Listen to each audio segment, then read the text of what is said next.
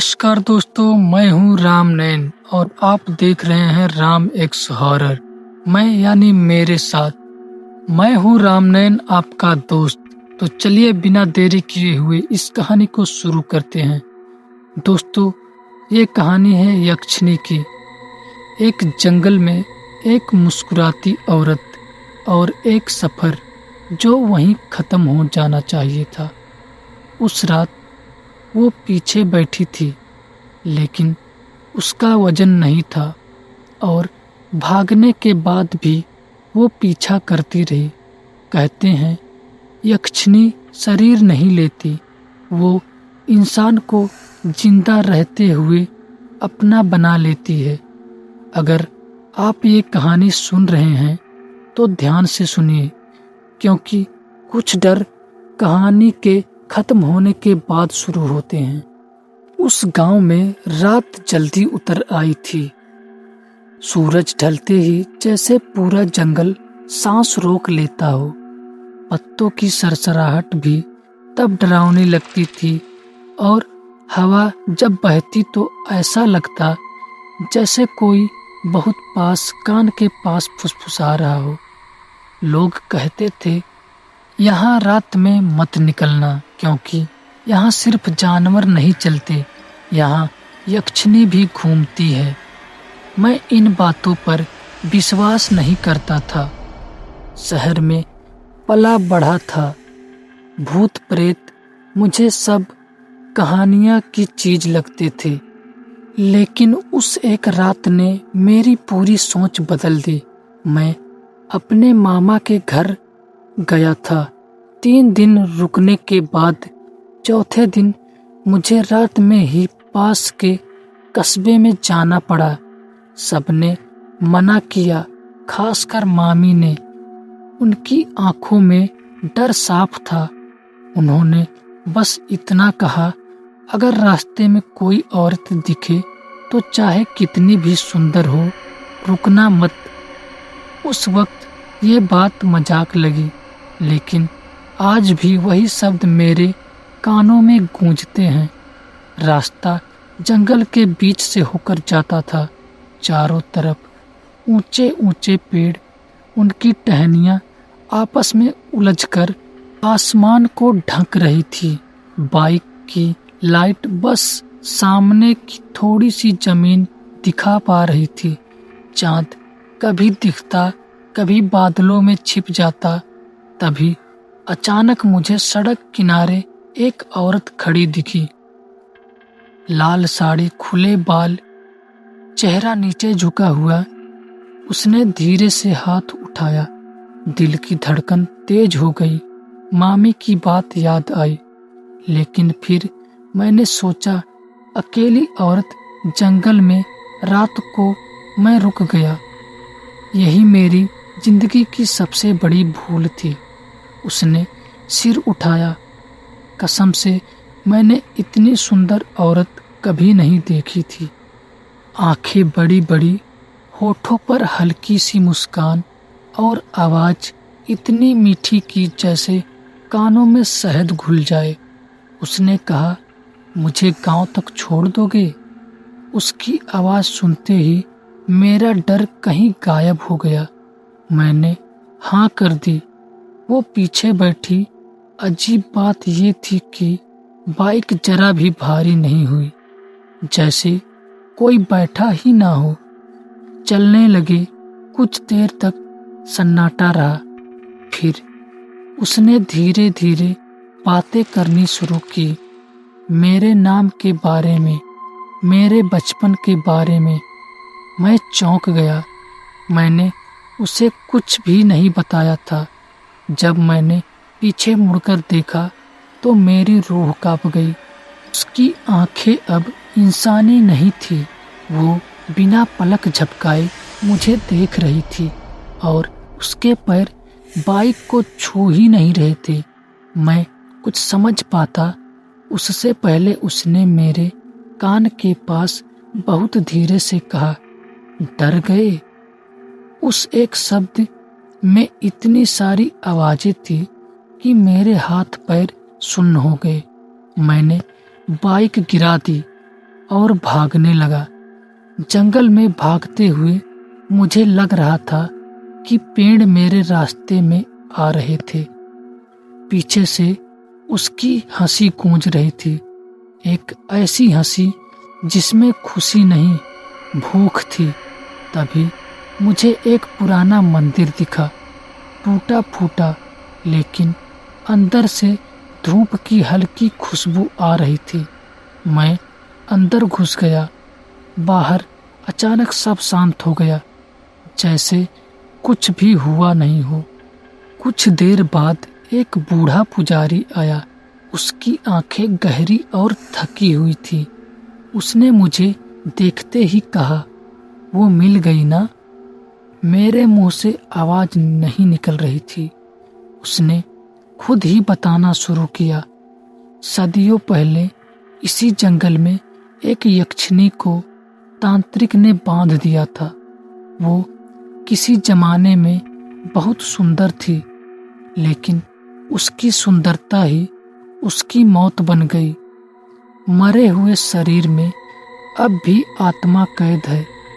वो हर उस आदमी को ढूंढती है जो अकेला हो और जो उसकी आंखों में देख ले। वो वापस नहीं आता। पुजारी ने मेरे माथे पर भस्म लगाई और कहा, आज बच गया है, लेकिन वो छोड़ती नहीं। मैं सुबह होते ही गांव छोड़ आया, लेकिन कहानी यहीं खत्म नहीं होती। आज भी जब रात को अकेला होता हूँ, मुझे लगता है कोई पीछे खड़ा है। कभी मोबाइल की स्क्रीन पर उसकी मुस्कान दिखती और कल रात मेरे फोन पर एक मैसेज आया, अब तो छोड़ दोगे ना? और सबसे डरावनी बात, मैंने मैसेज डिलीट नहीं किया, मैं बस उसे देखता रहा। मैं उस मैसेज को घूरता रहा। स्क्रीन की रोशनी कमरे में फैल रही थी, लेकिन अजीब बात ये थी कि रोशनी के बावजूद भी कमरे के कोने में अंधेरा लग रहा था। अब तो छोड़ दोगे ना? ये शब्द जितने सीधे थे उतने ही जहरीले। उंगलियां कांप रही थी। फोन बंद कर देना चाहिए था, लेकिन मैंने नहीं किया, जैसे कोई अदृश्य ताकत मुझे रोक रही हो। उसी रात मैंने महसूस किया कि मैं अकेला नहीं हूँ। कमरे की हवा भारी हो चुकी थी। पंखा चल रहा था, फिर भी पसीना ठंडा था। तभी मुझे लगा जैसे किसी ने बहुत हल्के से मेरा नाम पुकारा। आवाज मेरे कानों में नहीं, मेरे दिमाग के अंदर गूंज रही थी। मैंने आंख बंद की और तभी वो दिखी। वही लाल साड़ी, वही मुस्कान, लेकिन इस बार वो दूर नहीं थी। वो मेरे बिल्कुल पास खड़ी थी। मैंने चीखना चाहा, लेकिन आवाज गले में अटक गई। उसने बस इतना कहा, अब भाग नहीं सकते। अगली सुबह मैं बुखार में तप रहा था। माँ ने कहा, रात भर मैं किसी से बातें कर रहा था, हंस रहा था, फिर रो भी रहा था। मुझे कुछ याद नहीं था, लेकिन मेरे हाथ की हथेली पर लाल निशान थे, जैसे किसी ने नाखून गड़ा दिया हो। उसी दिन गांव से एक आदमी आया, जिसने उस पुजारी का नाम लिया। मैं किसी तरह उससे मिलने गया।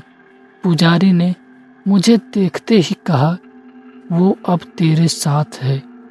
उसने बताया कि यक्षिणी सिर्फ शरीर नहीं चाहती, वो धीरे धीरे दिमाग पर कब्जा करती है।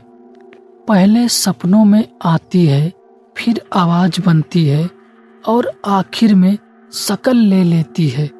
उसने चेतावनी दी, अगर 3 रातों तक उसका नाम सुनाई दे तो समझ लेना कि तीसरी रात वो सामने होगी। पहली रात मुझे सपने में वही जंगल दिखा।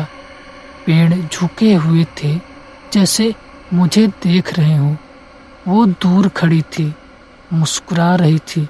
दूसरी रात उसकी आवाज़ साफ सुनाई दी, मेरे कान के पास बहुत प्यार से, डर क्यों रहे हो। तीसरी रात मैं सोया ही नहीं, पूरी रात जागता रहा। ठीक 3 बजे कमरे का दरवाज़ा अपने आप खुला।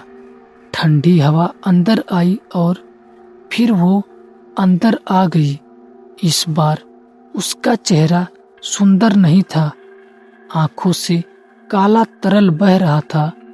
गर्दन अस्वाभाविक रूप से मुड़ी हुई। उसने कहा, अब तुम्हारी बारी है।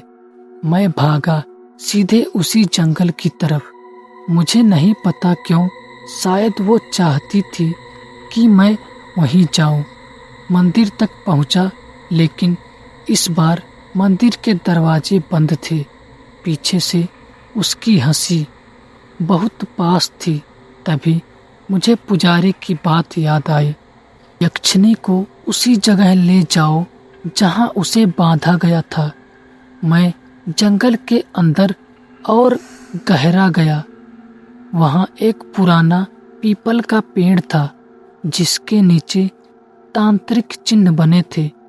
जैसे ही मैं वहां पहुंचा, हवा चीखने लगी। वो मेरे सामने पूरी ताकत में थी। अब कोई सुंदरता नहीं, सिर्फ भूख। उसने कहा, अगर मुझे छोड़ना है तो मेरे साथ आना होगा। मैंने आंख बंद की और मंदिर से लाई भस्म जमीन पर डाल दी।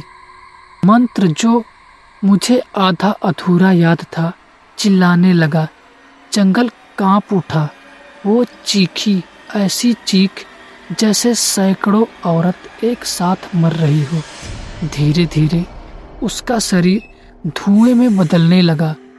आखिरी बार उसने मेरी तरफ देखा और कहा, तू बच गया, लेकिन हर कोई नहीं।